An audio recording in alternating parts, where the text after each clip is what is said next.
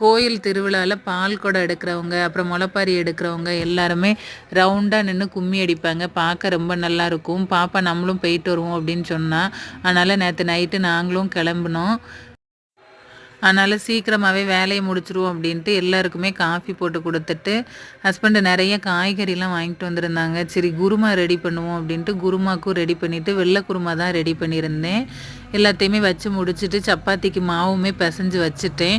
வெளிய தொளிச்சுக்கிட்டு இருந்தேன்னா, பாப்பா அம்மா நான் கோலம் போடுதேன் அப்படின்னா.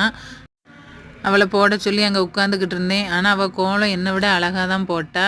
தம்பி வந்து சைக்கிள் ஓட்டிக்கிட்டு இருந்தான். அதையும் கொஞ்சம் நேரம் பார்த்துக்கிட்டு இருந்துட்டு, அப்புறம் ஹோம்வொர்க் எப்படி முடிக்க வைக்கணும், இப்படி விட்டா அப்புறம் டெய்லி முடிக்காமலே இருப்பாங்கன்ட்டு கொஞ்சம் நேரம் படிக்க வைக்க உட்காந்துருந்தேன்.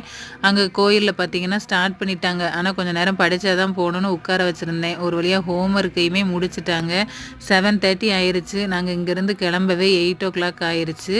கிளம்பி போயிட்டு வந்தோம். சாமியும் நல்லபடியா கும்பிட்டு, கும்மி நெறைய முடிஞ்சிருந்துச்சு. ஒரு 2 பட்டுக்க அடிச்சுட்டு அப்படியே வந்தாச்சு.